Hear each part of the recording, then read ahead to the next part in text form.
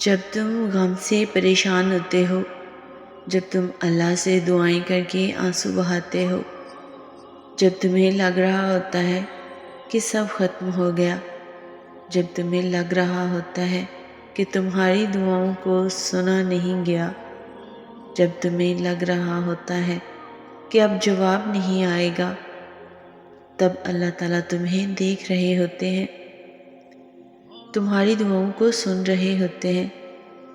اللہ تک ہم اچانک ہی نہیں پہنچ جاتے، بہت لمبا سفر طے کر کے یہاں تک رسائی ملتی ہے۔ جب ہمیں اڑان کا شوق ہوتا ہے، تب وہ ہمیں منہ کے بل زمین پر گرا دیتا ہے۔ پھر جب یقین کے پر زخمی ہو جاتے ہیں تو ان زخموں کو محبت کے زخموں کے ذریعے بھرنا سکھاتا ہے، کبھی اپنی رضا سے آزماتا ہے اور کبھی ہماری رضا عطا کر کے اپنی طرف لاتا ہے۔ وہ ہم سب کو مختلف ذریعوں سے پرکھتا ہے، آہستہ آہستہ ہمیں اپنی طرف کھینچتا ہے، پروں کو نئی پرواز سکھاتا ہے، پھر ایسی اڑان سے نوازتا ہے کہ سارا زمانہ دیکھتا رہ جاتا ہے۔ اس کے جواب میں بھی حکمت ہوتی ہے اور اس کی خاموشی میں بھی۔ تم سنا کرو دل لگا کر جو وہ تمہیں بتاتا ہے۔ جب وہ مدد کرنے پر آتا ہے تو سمندر میں بھی راستہ بنا دیتا ہے، اور تم کیوں مایوس ہو کر کہ وہ تمہاری مدد نہیں کرے گا، تمہارا یقین توڑ دے گا۔ تم بس یقین کامل رکھو، وہ تمہاری زندگی بدل دے گا، سنوار دے گا۔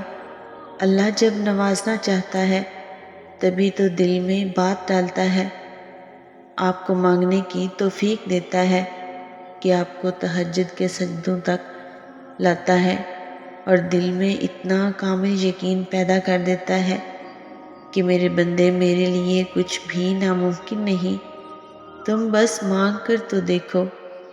انسان جب اچھا سوچتا ہے تو اللہ تعالیٰ خود ہی راستے بنا دیتا ہے اور مشکلیں آسان کر دیتا ہے۔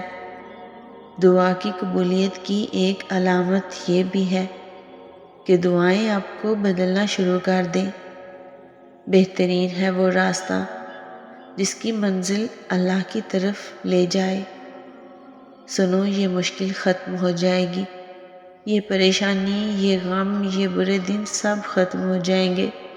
سجدوں میں خاموشی سے بہتے ہوئے آنسو کا شور جب عرش پر سنائی دیتا ہے، تب سارے آسمانی پردے ہٹا دیے جاتے ہیں اور معجزوں کو زمین کی طرف روانہ کر دیا جاتا ہے۔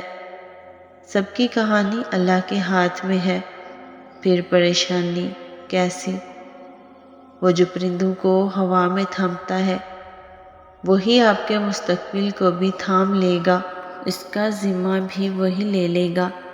ممکن ہے کہ اب اللہ جلد نوازنے والا ہے۔ اگر انسان کو اندازہ ہو جائے کہ اس کی کسی کو دی گئی دعائیں واپس اسی کی طرف پلٹ جاتی ہیں، تو وہ دعائیں دینے میں کنجوسی نہ کرے۔